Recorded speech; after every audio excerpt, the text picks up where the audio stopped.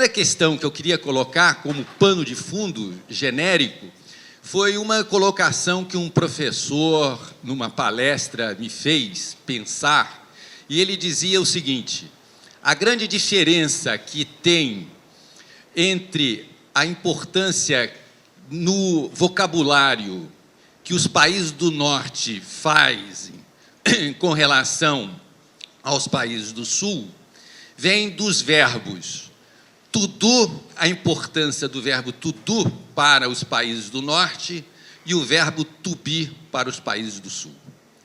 Essa questão me faz uma reflexão bastante interessante do que é o fazer, pequeno que seja, para os países do Norte, e o que esse fazer pequeno, microscópico, diminuto, provoca no movimento de inovação ou no ambiente de inovação, e o que o verbo to be, o ser, provoca em termos de recolhimento, em termos de temor ao risco, ao temor ao fazer e temor ao ambiente de inovação. Então, eu queria que isso ficasse, no fundo, como uma grande provocação. A segunda questão que eu queria colocar também é que hoje a gente escuta e fala-se, estuda-se muito, que o processo hoje de inovação se dá pela cocriação. E o que é a cocriação? É fazer com que o consumidor, o cliente, possa participar da execução de um projeto. Ou seja, o consumidor perdeu a voz passiva de estar apenas escutando, e ele quer ter uma voz ativa de perguntar, de sugerir, de realizar em conjunto. E como é que nós criamos um projeto, um ambiente de inovação, tendo como fundo o to be da nossa cultura, em que nós somos provocados a ser e não a fazer, que desde criancinha, quando a criança quer fazer uma coisa, os pais já dizem, não faz isso não, porque isso é perigoso, e etc. e tal. Que ambiente é esse do perigo que leva a uma pessoa, já na fase universitária, a dizer, eu agora estou em posição de assumir risco, quando, durante quase 18 anos, ele foi, vamos dizer, colocado a uma certa distância, ele foi amortecido para que não assumisse risco. Como é que isso se dá? E a terceira e última questão é a questão de que nós, a cultura do produto, de que um produto, alguma coisa, ele é absolutamente o importante. A ênfase que nós damos ao produto e esquecemos da ênfase no processo.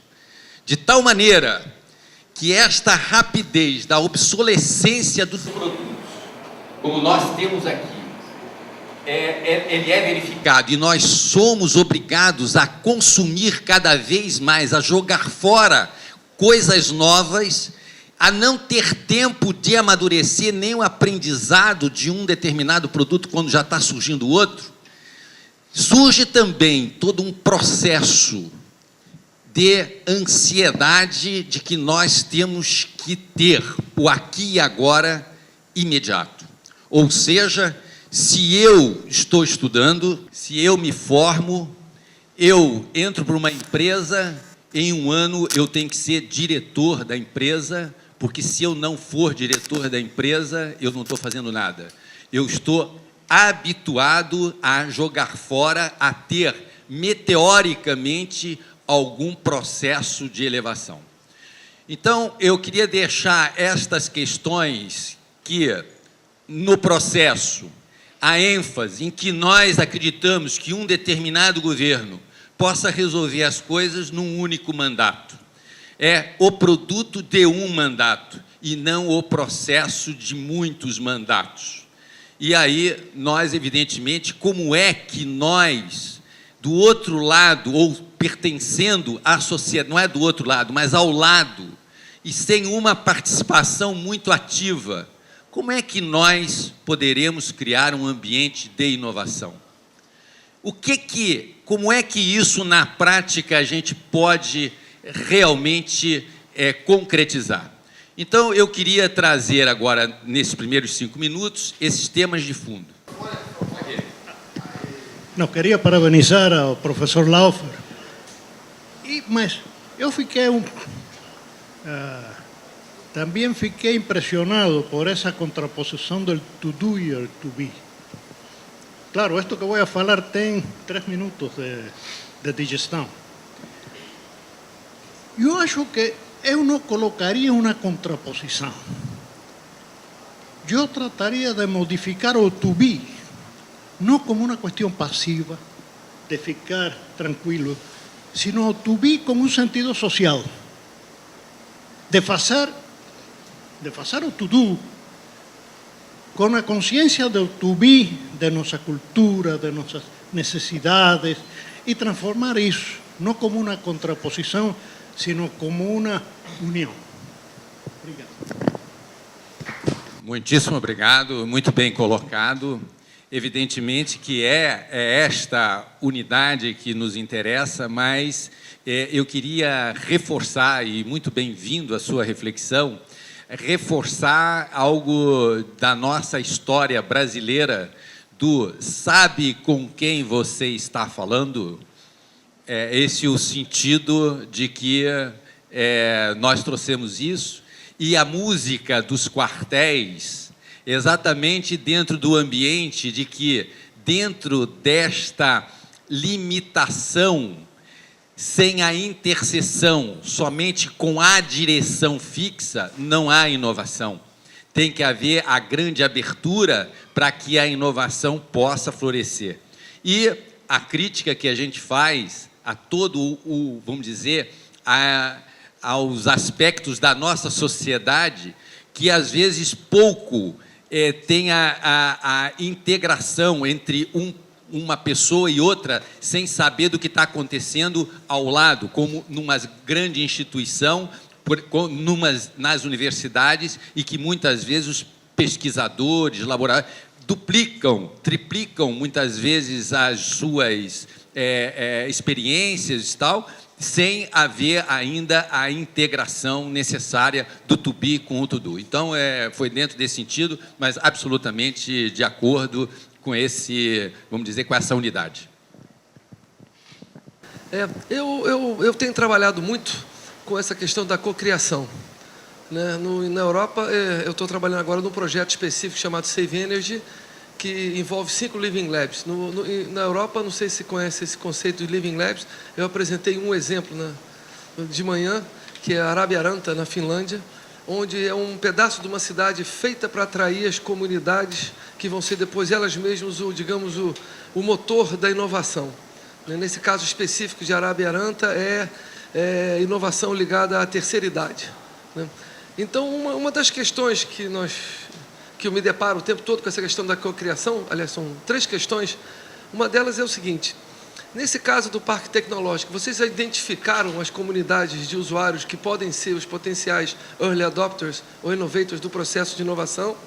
É o primeiro ponto. Segundo, que mecanismos institucionais, que processos vocês têm para escutar e incorporar essas ideias em novos produtos, novos serviços, novos processos? E, por último, como é que vocês lidam com a questão da propriedade intelectual? Porque isso tem sido um quebra-cabeça enorme na Europa.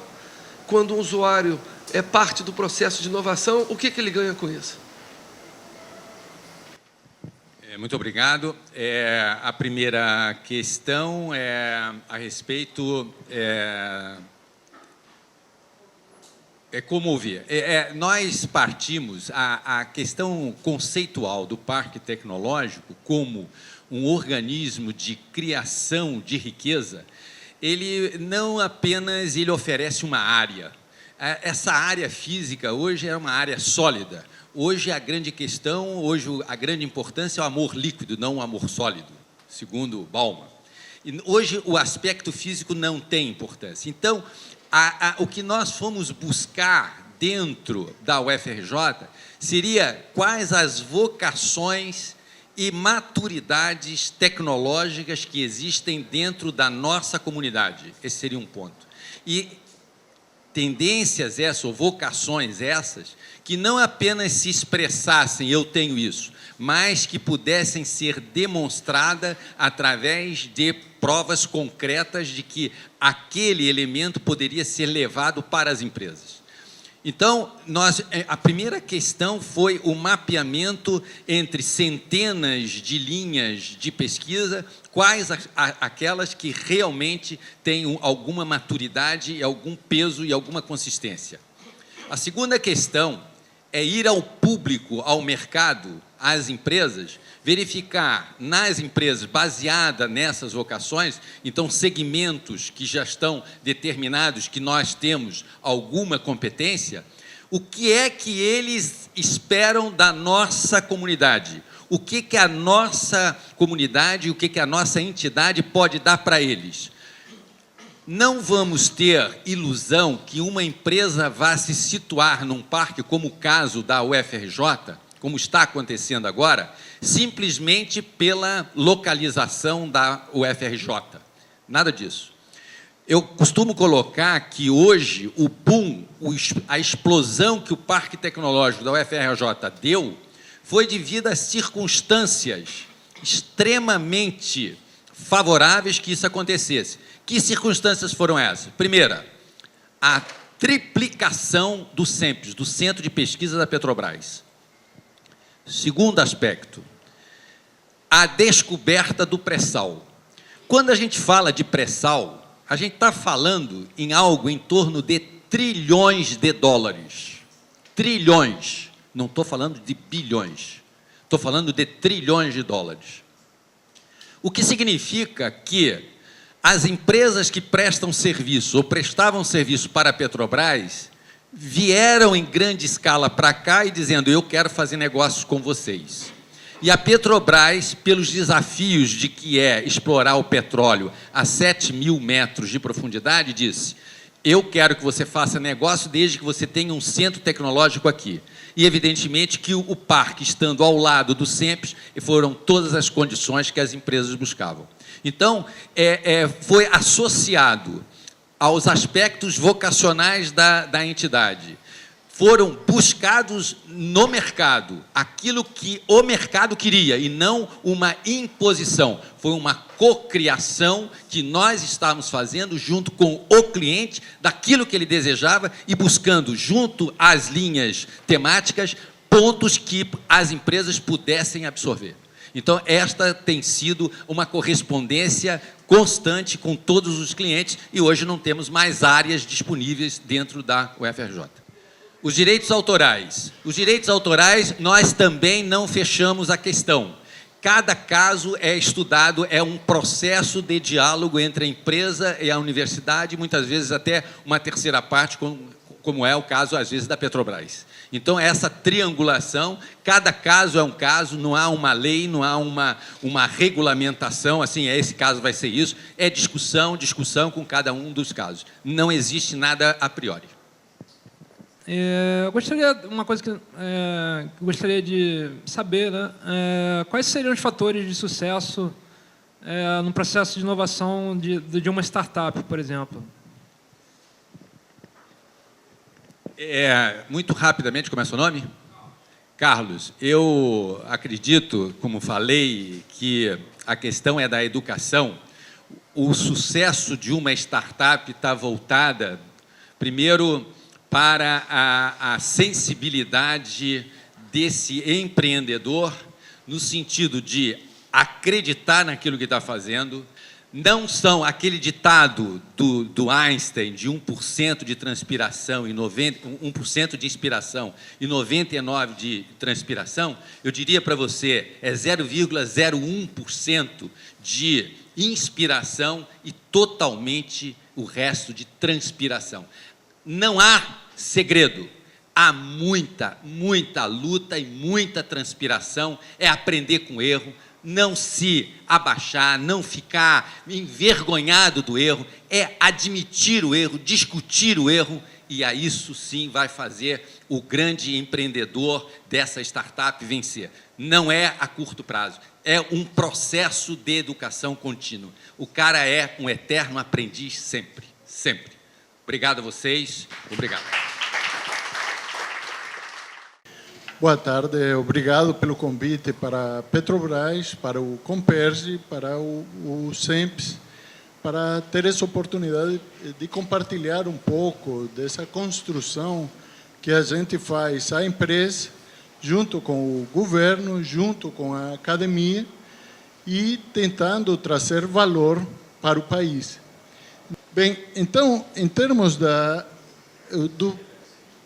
evolução dessa apresentação, espero ser assim bem sucinto, queria falar um pouco de como a estratégia é fundamental na implementação de um processo da inovação, os recursos necessários, e pegar um exemplo do Comperge.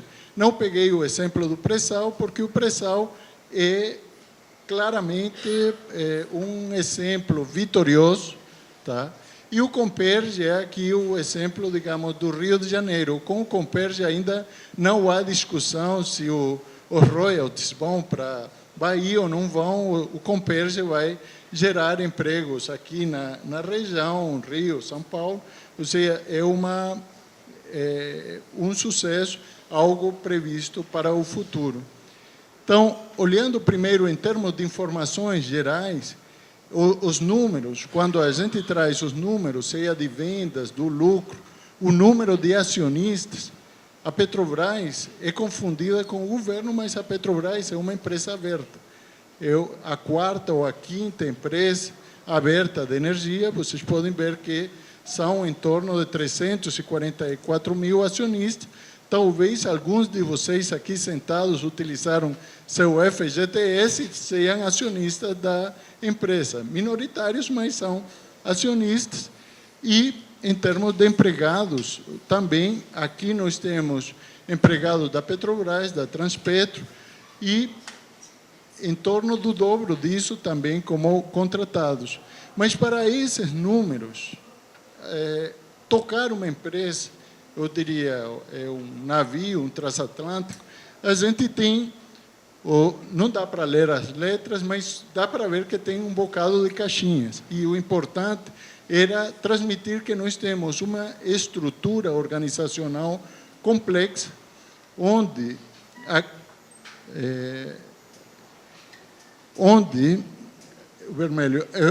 a gente tem várias áreas: a área financeira, gás e energia, exploração e produção, abastecimento, a área internacional, a área de serviços. E o nosso centro de pesquisas está dentro da área de serviços, mas trabalha de forma matricial com todas as áreas da companhia, e a gente trabalha também focando para determinados problemas, determinados objetivos de forma vertical. Para a gente poder, com essa equipe imensa de colaboradores, trazer para o dia a dia a inovação, seja incremental, seja radical, como vai ser nas águas profundas, a gente precisa trabalhar a estratégia. E quando a gente fala de estratégia, não é apenas dizer, bem, qual a visão, qual a missão da empresa, mas claramente dizer para onde, o que nós somos e para onde a gente vai. Então, em termos de estratégia, nós temos o posicionamento da empresa, uma empresa sustentável, uma empresa de energia. Somos uma empresa de petróleo e gás, mas uma empresa de energia, e sabendo as consequências do petróleo em termos ambientais.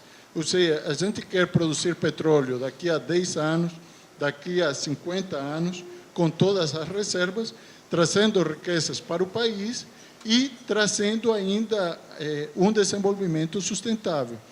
Dentro dos vetores dos direcionadores, eu gostaria de trazer aqui, até pelo exemplo que eu vou comentar do Comperj, que um dos direcionadores é atuar em petroquímica de forma integrada com os demais negócios, em sinergia com o sistema Petrobras. E essa diretriz, assim como todas as outras da empresa, elas são desdobradas considerando excelência operacional, em gestão, eficiência energética, recursos humanos e tecnologia. É importante, quando a gente fala em inovação, eu sou da área tecnológica, normalmente a gente tem um cacuete de dizer a área tecnológica é que traz a inovação, faz a inovação, mas não. Nós temos inovação na área de recursos humanos, na velocidade de formação, inovação na área de gestão. Por exemplo, um grande desafio para o pré-sal é uma questão logística, como vão se levar as pessoas para trabalhar a uma distância de 300 quilômetros distante da costa.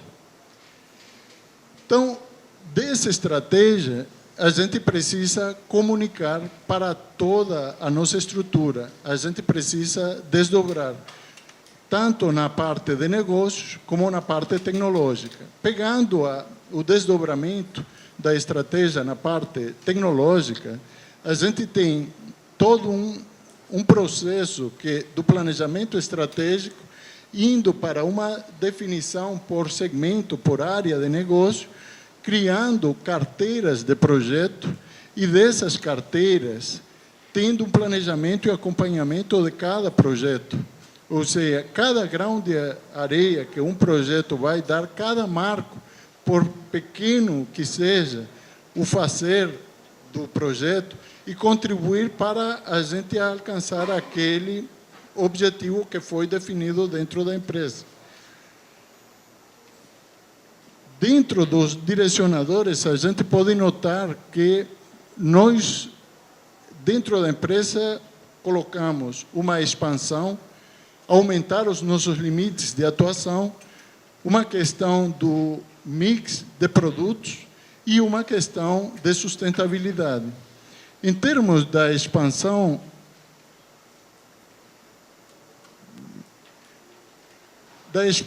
de limites, nós estamos falando do nosso negócio atual. Estamos falando de águas ultraprofundas, estamos falando do pré-sal, estamos falando de recuperação avançada de petróleo nos campos já conhecidos, isso tudo na exploração e produção, e estamos falando também na parte de refino, de petroquímica, onde a gente precisa maximizar destilados médios, produção maior de diesel. Nós estamos colocando também a questão de gás natural. Isso é expandindo a nossa área de atuação. No mix, ok, nós temos o pré-sal, mas a sustentabilidade, com o pré-sal, nós vamos ter o petróleo como fonte de energia, nós vamos ter o petróleo como matéria-prima para, por exemplo, produtos petroquímicos, mas nós também, o Brasil, tem um posicionamento ímpar na questão de biomassa. Ou seja, no aumento de mix de produto, nós temos o refino de biomassa, nós temos a questão de biocombustíveis.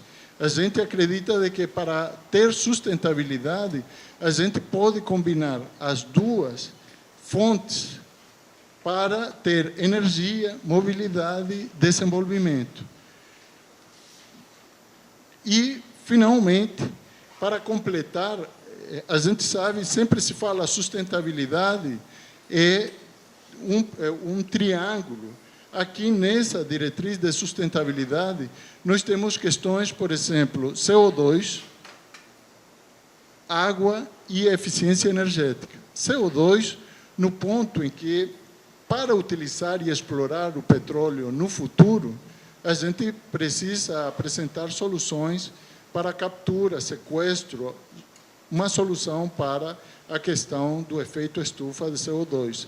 Água será um bem escasso no futuro. o reuso de água nas nossas operações é fundamental. E, finalmente, CO2 também pode ser atacado através de uma melhor eficiência energética. Então, olhando aí como seria um direcionamento da estratégia, tem que ser claro para cada um dos colaboradores, cada uma das pessoas na operação, na pesquisa, no marketing. Então, a inovação, aqui hoje, eu vi o hélice da inovação, a participação de todos os agentes. Nós olhamos assim, nós temos a Petrobras, temos a academia, temos os fornecedores e parceiros. E em fornecedores e parceiros também a gente inclui o governo, porque é um agente fundamental na execução, na prática das leis. Então, para a vertente para a inovação na Petrobras, a gente tem vários pontos. Primeiro, a nossa estratégia é definida através do plano estratégico. Grande parte dos nossos projetos vem direcionada dos diferentes agentes, das diferentes áreas de negócio. Mas essa é uma via dupla, tá? Ou seja, nós temos parte do nosso orçamento, em torno de 10% ou 20% dedicados ao que a gente chama de Blue Sky, ou pesquisas que não estão no planejamento estratégico, para ter possibilidade de atender ou responder a demandas de futuro. Foi assim que surgiu o Pré-Sal, foi assim que surgiu o Comperge. Nós temos o foco na implementação. Não é suficiente uma grande ideia. Às vezes, a gente pode suar muito, ter aqueles 99,99, mas é importante chegar ao final a um empreendimento, à produção, um novo produto, energia, combustível disponível na bomba. E algo, quando a gente estava vendo o organograma, integração vertical, em alguns casos, a gente precisa, para ter sucesso, integrar todos os elementos da cadeia, seja pesquisa, seja operação, seja engenharia, seja marketing, para ter o sucesso, e envolvendo desde a academia até o fornecedor, até a empresa de engenharia nacional ou o fornecedor de equipamentos. E, finalmente, a sinergia de competências é algo fundamental. Grupos multitarefas ajudam a criar. Nós temos uma etapa criativa, mas após um determinado momento, a gente precisa ter disciplina para aí sim começar a suar. Inovação é algo muito associado, às vezes, corriqueiramente, com invenção. Algo que se tem aquela ideia, aquele charme, aquela lampadinha, mas, na verdade, a lampadinha é pequenininha e tem que ter muito pingo de suor tocando e rodando, e, em alguns casos, a gente precisa ter padrões, a gente precisa ter um foco para poder chegar ao final. Então, para trazer essa estratégia, desdobrar essa estratégia, a gente precisa fazer uma gestão de recursos.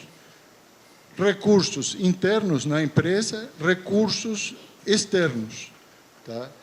E, nesse caso, eu gostaria de mostrar aqui como, dentro do nosso centro de pesquisa, a evolução, o crescimento em termos de pessoas, colaboradores trabalhando.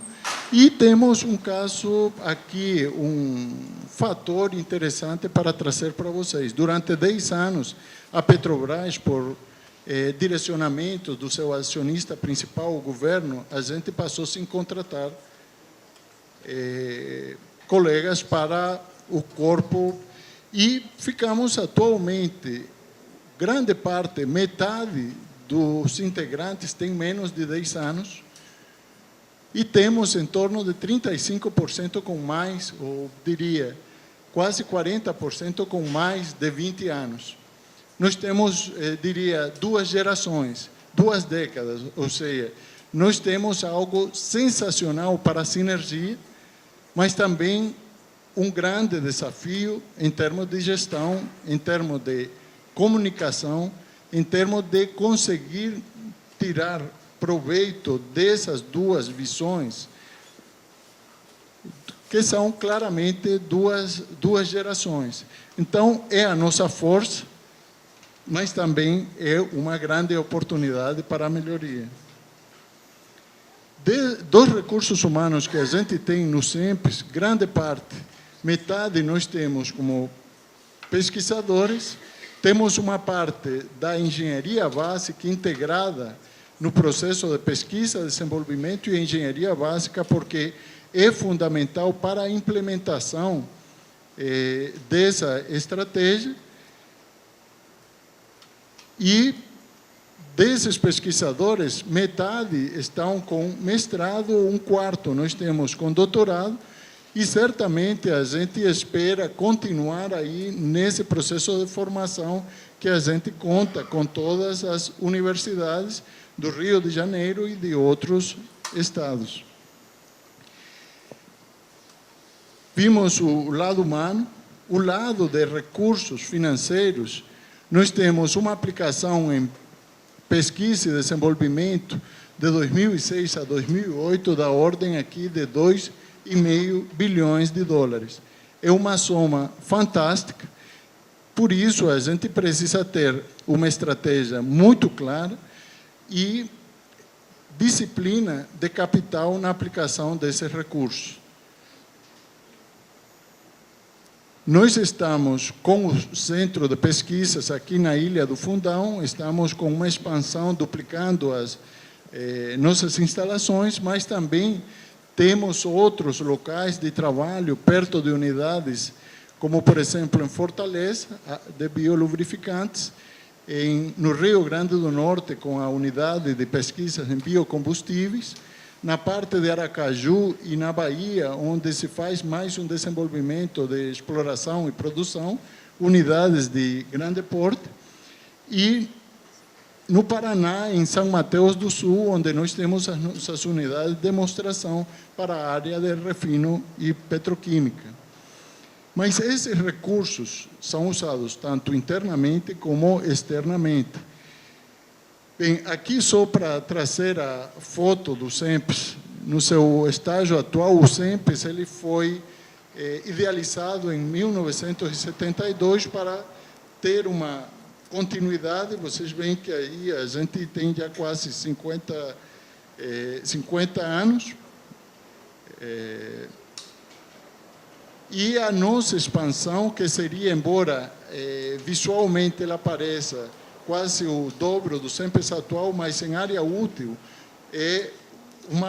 em termos de metros quadrados disponíveis, é o dobro, sendo que essa área, olhando toda a questão de sustentabilidade, iluminação, circulação de ar, usando todo um conceito de sustentabilidade.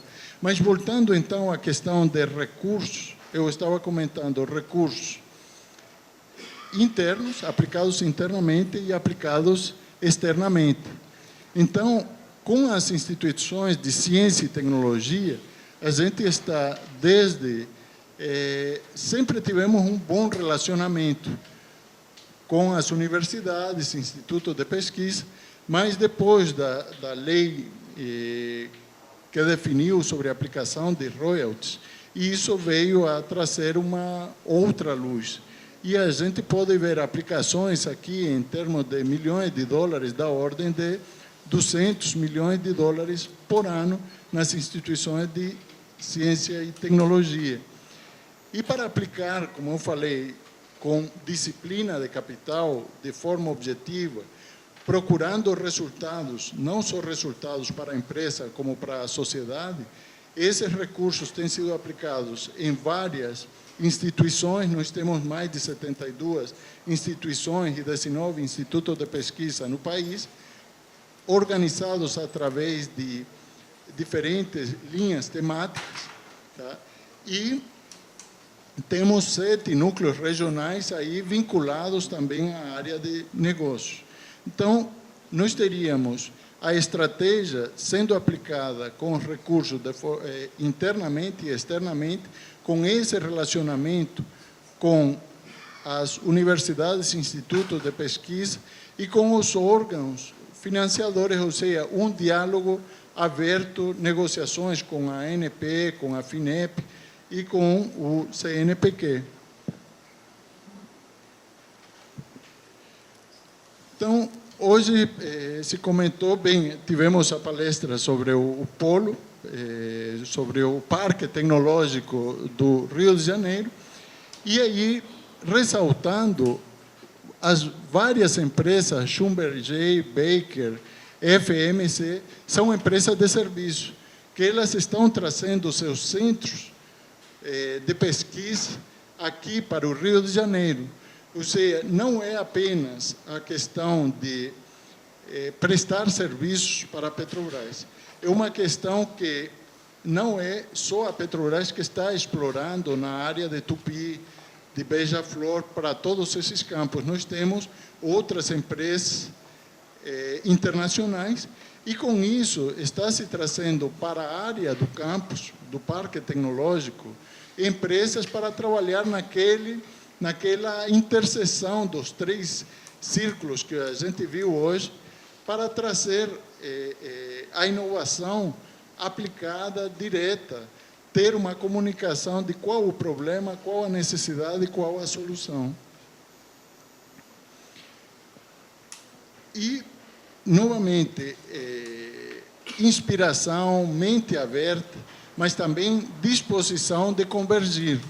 Nós temos momentos que é de monitoração, prospecção, momentos para ter muitas ideias, para ter brainstormings, para procurar N soluções, fazer um alinhamento, ou seja, testar essas ideias em bancada, em piloto, em unidade de demonstração, mas uma vez que a gente tem sucesso provando um conceito, tem sucesso em uma escala piloto, a partir daí a gente tem que dar um olhar diferente.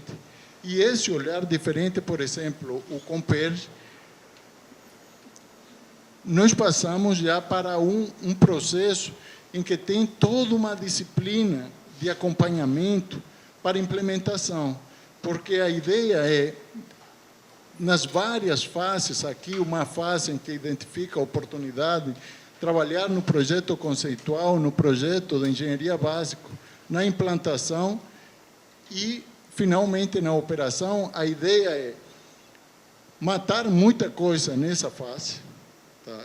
Gastar dinheiro com várias oportunidades, mas uma vez que a gente passou do projeto conceitual e estamos indo para o projeto básico, aí a gente quer que seja um tubo.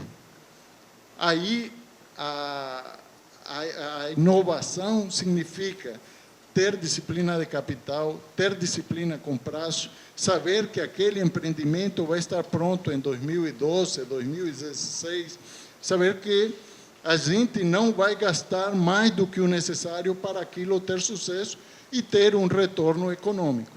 Tá? Então, a gente olhou a estratégia da empresa, desdobrando a estratégia, um dos exemplos, o Comperj, como a gente aplica os recursos internos, externos, como trabalhamos em conjunto com a academia, como, através de processos de gestão de ideias, de projetos, gestão de projetos e, finalmente, de empreendimentos, como a gente chega a um exemplo que seria o Comperj. Primeiro, as necessidades. Ou seja, o Comperj surgiu de uma necessidade no país. Nós somos deficitários em nafta petroquímica e tem uma série de direcionadores aqui que não vou passar, até acho que já ultrapassei um pouco o tempo. Tá? Então, o complexo petroquímico do Rio de Janeiro, o Comperj, o objetivo claro dele é agregar valor ao petróleo da Bacia de Campos, o petróleo Marlim, que a princípio não seria um petróleo para frações petroquímicas como da Arábia Saudita. Mas, através de tecnologias, a gente poderia trazer essa matéria-prima, suprir o mercado. E olhando também a questão de sustentabilidade social, ou seja, ao invés da gente exportar marlim para o exterior e importar, por exemplo, polímeros, plásticos, trazer riqueza internamente para o país. Aqui, só para colocar para vocês alguns números do Comperge, aqui é da ordem de 8,4 bilhões de dólares para a unidade de petroquímicos básicos, que é a primeira fase do Comperge, tem a segunda fase, que é a parte de polietileno, polipropileno, a parte de aromáticos. A economia prevista em termos de divisas da ordem de 2 bilhões e, principalmente, a geração de empregos diretos, em torno de 200 mil empregos diretos. Para isso, a gente precisa de inovações tecnológicas, inovações sociais, inovações na área da educação, ou seja, em diferentes formas para atender a esse projeto. Esse projeto está bem alinhado com a estratégia da empresa, que é ampliar a produção de petroquímicos básicos, eteno, propeno, aromáticos, e nossos desafios tecnológicos estavam em ter a produção desses produtos petroquímicos e produzir materiais poliméricos diferenciados. Dentro desse desafio, a gente tem vários processos para a produção dessas matérias-primas. Um desses processos, por exemplo, a pirólise, já tem tecnologia estabelecida. O outro, o FCC petroquímico, foi um grande desafio, porque não se tinha uma resposta imediata mesmo no exterior. A gente foi atrás de empresas, UOP, Chevron, fomos atrás da Sinopec, empresa chinesa, e essa solução não estava pronta. Mas, em paralelo, lembrando aqueles 10% a 20% de aplicação de recursos em Blue Sky, a gente já vinha trabalhando com projetos para apresentar uma solução. E aí nós tivemos o FCC petroquímico, que foi uma solução tanto em termos do projeto de engenharia, tá, como do projeto em termos do sistema catalítico. Não vou me detalhar no que é uma parte ou outra, mas é um avanço, ou seja, juntando vários pedacinhos, várias inovações incrementais a chegar a uma ruptura em termos de processamento de uma carga pesada para gerar matérias-primas petroquímicas. Então, foi todo um processo em termos de bancada, em termos da unidade de demonstração, fazendo o projeto de engenharia básica e chegando até a implementação final. Porque a gente arriscou até chegar aqui para o projeto do Comperge, porque a gente já tinha percorrido esse caminho com sucesso para 3 unidades de craqueamento catalítico que estão em operação no Rio Grande do Sul, na Bahia e em Capoava, em São Paulo. Aqui, então, esse é eu diria, um sucesso. Eu diria, a inovação estará completa quando o Comperge estiver produzindo lá os polímeros para as indústrias transformadoras completarem aqueles 200 mil, 212 mil empregos previstos. Aí sim, a gente vai dizer o ciclo da inovação estará completo. Mas tem outras inovações que estão ocorrendo intermediariamente. Por exemplo, na área ambiental, tem o Corredor Ecológico, é uma iniciativa aí da Inatos com a Rural do Rio de Janeiro, a Universidade Federal Rural, com o Embrapa, para tentar qualificar pessoas do entorno e também ter uma solução ambiental ao questão de todas as plantas inserir parte da população nessa solução. A outra é uma questão de informação, educação. Foi criado o Centro Integrado do Comperj com o intuito de formação de mão de obra. Não basta dizer, vão ser 212 mil empregos. Daqui a pouco a gente estaria importando chineses, importando americanos. Se fosse na crise, então, estaríamos cheios de operários, de técnicos de fora. Mas também essa foi uma solução importante para, no tempo necessário, formar pessoas para atender ao complexo e responder. Então, nós teríamos, tanto do ponto de vista tecnológico, que vai estar completo o ciclo da inovação, quando partir o Comperj, nós temos fases intermediárias, seja na parte ambiental, como ou a parte de educação. Então, finalmente, para finalizar, eu gostaria de colocar assim, para a questão de inovação, ambiência, o clima dos grupos, seja na universidade, seja na empresa, seja inclusive com os agentes de governo, nós precisamos ter o clima para a inovação, a ambiência para a inovação. E isso significa não só ter apenas boas ideias, mas ter diálogo, ter comunicação. A gente não quer, digamos, a universidade tem seu papel, a empresa tem seu papel, os órgãos de governo têm o seu papel, mas todos juntos podemos trazer soluções concretas, inovadoras para o nosso dia a dia. Diversidade em termos de equipes, nós temos equipes de 2 gerações, já é algo muito bom, mas a diversidade em termos do completo amplo da palavra é fundamental para ter uma forma diferente de olhar qualquer problema, seja na questão tecnológica, seja na questão social. E, finalmente, para ter sustentabilidade, a gente, como empresa, olha o desdobramento da estratégia para a aplicação de recursos para atingir determinados marcos.